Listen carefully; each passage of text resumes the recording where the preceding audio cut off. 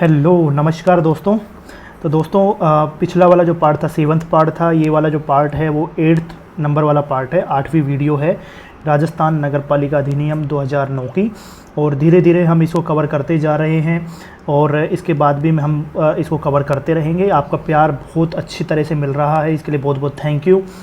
अभी हमारे 500 सब्सक्राइबर्स हुए हैं, अब 600 आज में हमारे लगभग 600 सब्सक्राइबर्स हो चुके हैं। तो अगर आप पहली बार देख रहे हैं तो मेरे जो 7 पार्ट हैं उनको आप देख लीजिए, उसके बाद ये वाला पार्ट देखिए। और डेफिनेटली मुझे लगता है कि अगर आप इनको 2 या 1 2 3 बार आप वीडियोज़ को सिर्फ देख लोगे, उससे ही आपके सारे क्वेश्चंस सोल्व हो जाएंगे। बिकॉज मैंने जो प्रीवियस ईयर्स के जो क्वेश्चंस देखे हैं वहाँ पर डायरेक्ट क्वेश्चंस पूछे जाते हैं, बिल्कुल सिंपल क्वेश्चंस पूछे जाते हैं। और डायरेक्ट आप अगर वीडियोज़ को 2-3 बार अगर देख लेते हो तो आपका सारे क्वेश्चंस वहाँ पे 20 से 25 क्वेश्चन, क्योंकि ये जो अधिनियम है वो डायरेक्ट मेंशन किया हुआ है आपके सिलेबस में, तो यहाँ से 10 से 20 क्वेश्चन आएंगे। और 10 से 20 क्वेश्चन सिर्फ इन वीडियोज़ के माध्यम से ही आपके हो सकते हैं। तो जब भी आप कहीं आ रहे हो, जा रहे हो, या फिर आप फ्री बैठे हो, तब भी आप इन वीडियोज़ को सुन सकते हो। सिर्फ सुनने से ही आपका काम हो जाएगा। तो अगर आप पहली बार नए हो तो मेरे वो सारे पार्ट देखो, लाइक करो, शेयर करो, सब्सक्राइब करो और कमेंट करो, क्योंकि इससे मुझे एनर्जी मिलती है और दूसरे लोग भी इससे ज़्यादा जुड़ते हैं। यूट्यूब इसको प्रमोट करता है तो ज़्यादा से ज़्यादा लोगों तक ये पहुँचेगा, ठीक है। और इस वीडियो के जो भी नोट्स होंगे मैं जो डिस्क्रिप्शन है उसमें लिंक दे दूँगा, टेलीग्राम पर लिंक दे दूँगा, आराम से वहाँ से जाके देख सकते हैं। तो आइए शुरू करते हैं।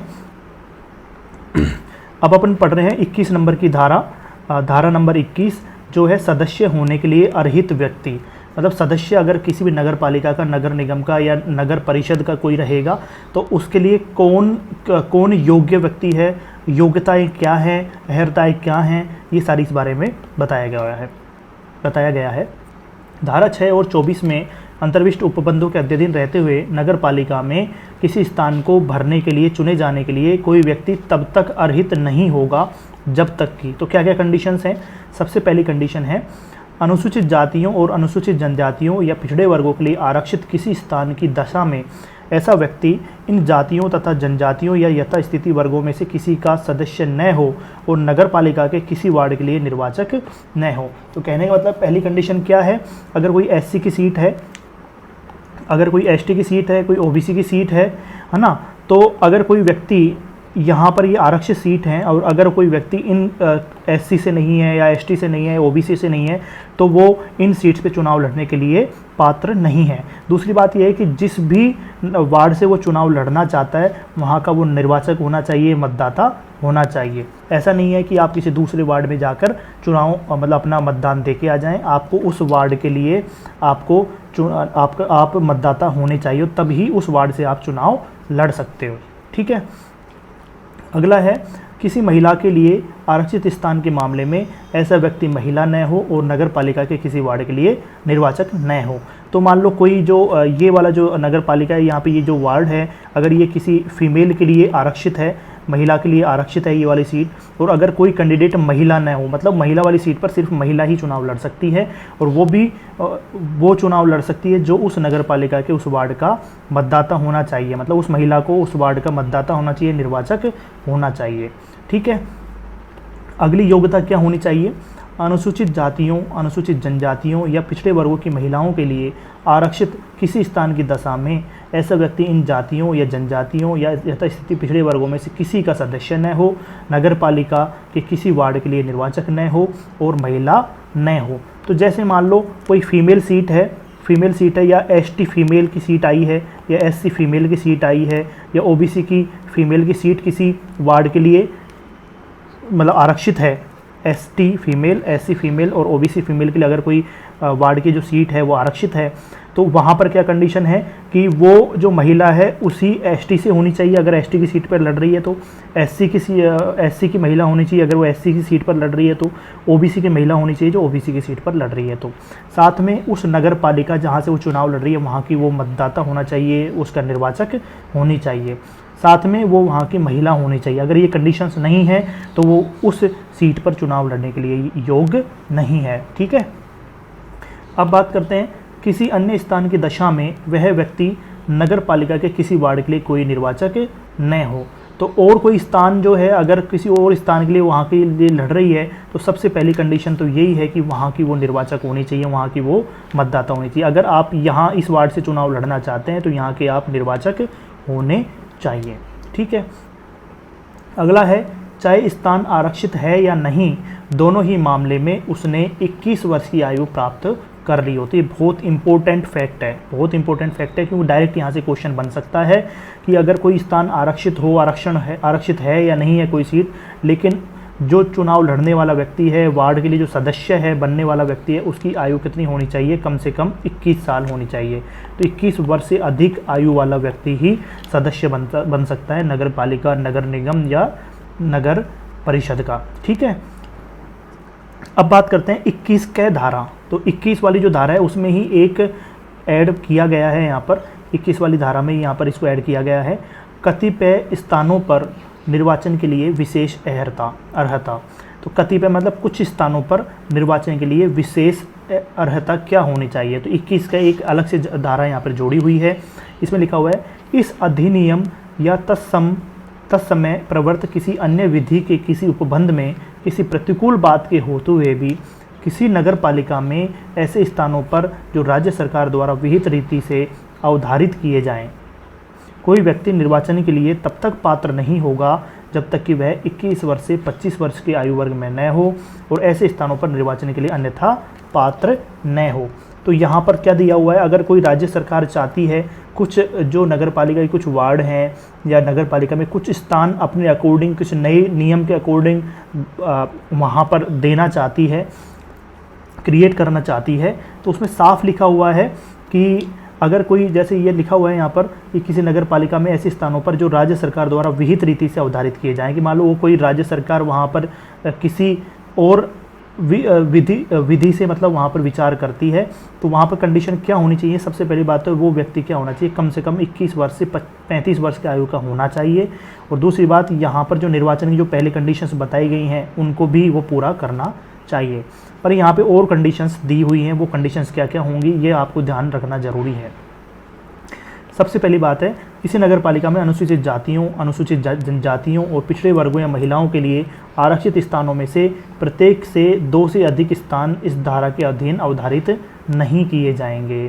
तो कहने का मतलब ये है कि अगर कोई स्थान जो किसी नगर पालिका में SC या ST या OBC या महिलाओं का जो अगर फीमेल के कोई सीट्स हैं उनके लिए रिजर्व सीट हैं, तो वहाँ प्रत्येक से यहाँ पर 2 से अधिक स्थान ऐसे इस कंडीशन में राज्य सरकार इससे ज़्यादा स्थान ऐसी कंडीशंस में नहीं दे सकती। ठीक है, कोई नए नियम के तहत इससे ज़्यादा स्थान यहाँ पर नहीं दे सकती।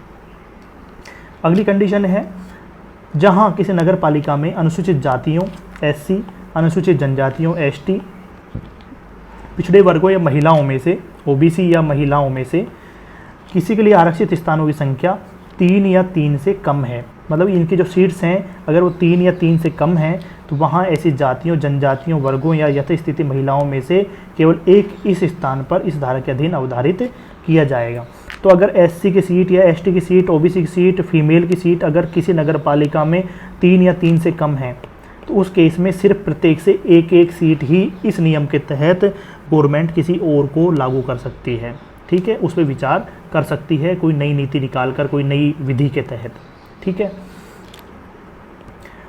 जहाँ किसी नगर पालिका में अनारक्षित स्थानों की संख्या 5 या 5 से कम है, वहाँ ऐसे स्थानों में केवल एक स्थान इस धारा के अधीन अवधारित किया जाएगा। तो अगर मान लो किसी जनरल की सीट अगर नगर पालिका में 5 या 5 से कम है किसी भी नगर पालिका में, तो उस केस में क्या होगा, यहाँ पर जो एक सीट है वो ही राज्य सरकार इस तरह से नॉमिनेट कर सकती है, इसी तरह से उसको अवधारित कर सकती है। ठीक है, अगला है, जहाँ किसी नगर पालिका में अनारक्षित स्थानों की संख्या 5 से अधिक हो, वहाँ ऐसे 5 स्थानों के प्रत्येक खंड में एक स्थान इस धारा के अधीन अवधारित किया जाएगा और 5 से कम स्थानों के किसी भाग को छोड़ दिया जाएगा। तो इसमें क्या लिखा, मान लो कि अगर किसी नगर पालिका में जनरल की जो सीट्स हैं वो किससे हैं, 5 से अधिक हैं, तो उसके इसमें इस नियम के तहत कितनी सीटों पर विचार किया जा सकता है, कितनी सीट्स गवर्नमेंट अलग से और उसके लिए योग्य करार दे सकती है, नियम बना सकती है।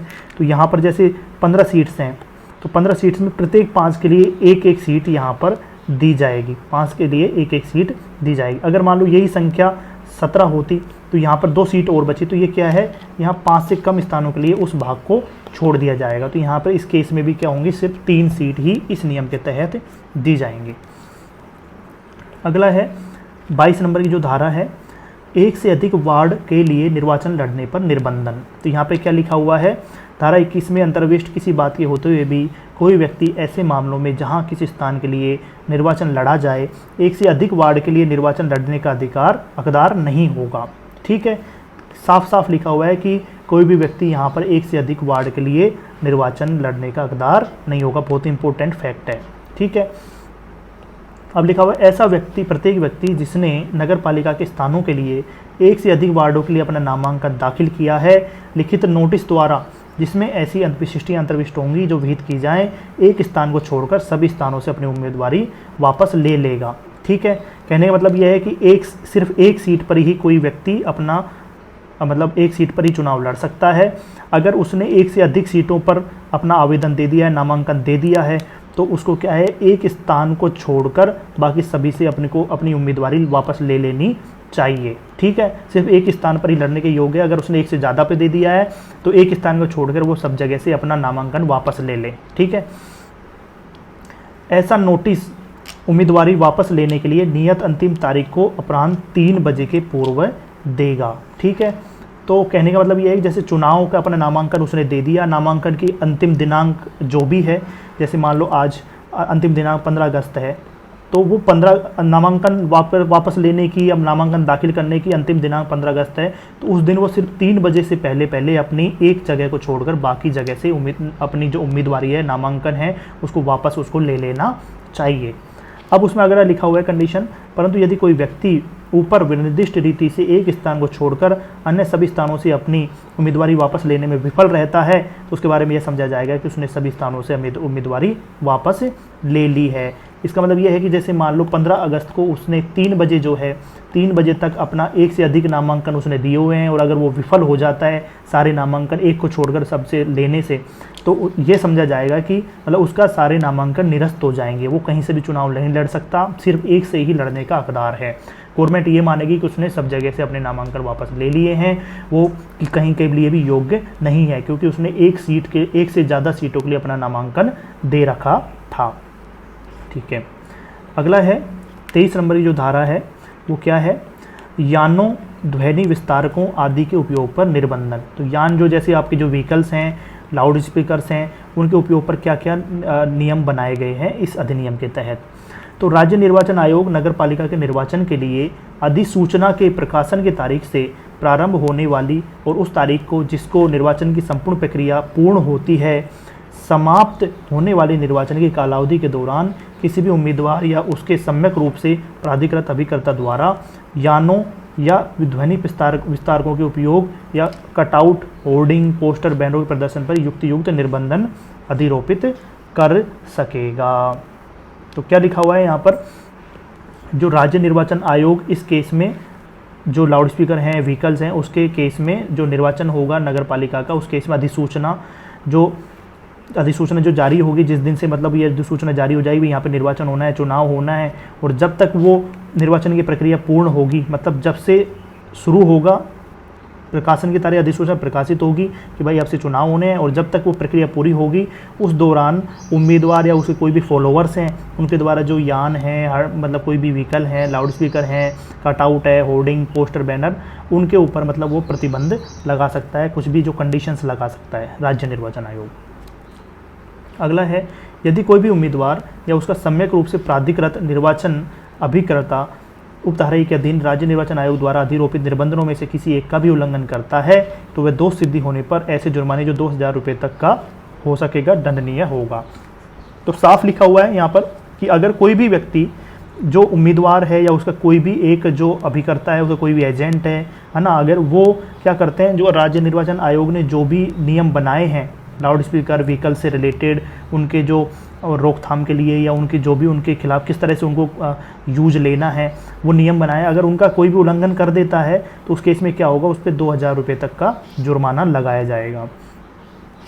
अगला है, उपधारा 2 के अधीन दंडित प्रत्येक व्यक्ति राज्य निर्वाचन आयोग के आदेश से किसी नगर पालिका का सदस्य चुने जाने या होने के लिए ऐसी कालावधि के लिए जो ऐसे आदेश की तारीख से 6 वर्ष तक हो सकेगी निर्धारित कर किए जाने का भागी होगा। क्या है इसका मतलब?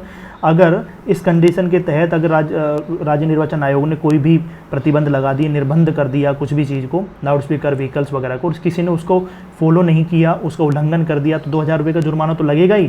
साथ में वो नगर पालिका का जो सदस्य का जो चुनाव है वो कितने 6 वर्ष तक नहीं लड़ सकता। तो जो भी व्यक्ति इस दोष के खिलाफ इस कार्य के लिए देखा जाएगा, पता लगेगा कि भाई ये लोगों ने ये किया है, उन सब पर 6 वर्ष तक कोई भी वो चुनाव नहीं लड़ सकते। ठीक है। अगला है, परंतु राज्य निर्वाचन आयोग किसी पश्चातवर्ती आदेश द्वारा लेखबद्ध कारणों से इस धारा के अधीन किसी भी निर्भरता को हटा सकेगा और ऐसी किसी भी निर्भरता की कालावधि को कम कर सकेगा। तो मतलब ये है कि अगर उसने निर्वाचन आयोग ने अगर मान लो ऐसा कोई कंडीशन लगा दी है, 5-6 साल तक अगर उसको बैन कर दिया है, वो चुनाव नहीं लड़ सकता, लेकिन उसके बाद भी वो आदेश जारी कर सकता है बाद में, और इस केस में वो क्या कर सकता है, उनकी जो प्रतिबंध लगाए हैं उनको हटा सकता है, या फिर उसकी जो अवधि है 6 वर्ष की जो अवधि थी किसी भी सदस्य को चुनाव नहीं लड़ने की, उसको क्या कर सकता है, कम कर सकता है। ठीक है, तो वो सिंपल है।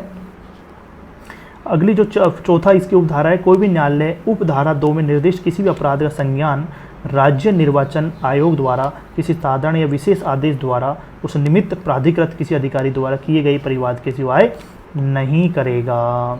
मतलब ये है कि जो ये कंडीशन अगर किसी ने ये मतलब अगर ये कंडीशंस लगी हुई हैं, यहाँ पे लिखा हुआ है कि कोई भी न्यायालय उपधारा 2 में, तो उपधारा 2 क्या थी अपनी, अगर इसका उल्लंघन करता है उम्मीदवार, कोई भी उल्लंघन करता है राज्य निर्वाचन आयोग का, उस केस में न्यायालय जो है, न्यायालय कब तक संज्ञान नहीं लेगा? अगर राज्य निर्वाचन आयोग ने या कि कोई विशेष आदेश दिया हो, साधारण आदेश दिया हो, या उसका कोई अधिकारी है, अगर कोई परिवाद दायर नहीं किया है न्यायालय में, तब तक कोई भी इस अपराध के खिलाफ संज्ञान नहीं लेगा। वो संज्ञान तभी लेगा जब राज्य निर्वाचन आयोग या उसने कोई जो उसका कोई अधिकारी है, जब तक वहाँ पर न्यायालय में कोई केस दायर नहीं कर दे। दोस्तों ये 24 नंबर की जो धारा है वो बहुत अपने आप में बड़ी धारा है, बहुत इंपॉर्टेंट है। तो ये कम से कम इसके लिए जो वीडियो बनेगी 30 से 40 मिनट की बनेगी। तो इस वीडियो को हम यहीं पर एंड करते हैं। और अगर आपको मेरी लैंग्वेज समझ आती है, आपको मेरी वीडियोज़ पसंद आती हैं, आपको मेरे पढ़ाने का तरीका पसंद आता है, तो इस चैनल को लाइक करें, शेयर करें, सब्सक्राइब करें। इसके नोट्स वीडियो के डिस्क्रिप्शन में मिल जाएंगे। आपको टेलीग्राम चैनल भी ज्वाइन कर लेना है, वहाँ पर मैं रेगुलर जो सूजस है उसकी करंट अफेयर्स वहाँ पे प्रोवाइड करता हूँ। सारे इंपॉर्टेंट जो शब्द हैं जो आपको समझ नहीं आते इस वीडियो में, इस एक्ट में, वहाँ पर भी मैं उनकी हिंदी अर्थ, सरल हिंदी अर्थ में डाल देता हूँ, वहाँ पर भी आपको नोट्स मिल जाएंगे। ठीक है, और थैंक यू। इसी तरह से प्यार बनाए रखिए। और फिर से मैं एक बार बता देता हूँ आपको कि कल से जो वीडियोज़ आएंगी वहाँ पर एक के बाद जो पहली जो पार्ट है उससे एक वीडियो से 5-5, 7-7 क्वेश्चन का रिवीजन करेंगे, जिससे आपका रिवीजन भी हो जाए, इंपॉर्टेंट क्वेश्चन आपको पता लग जाए। तो थैंक यू वेरी मच। जय हिंद, जय भारत।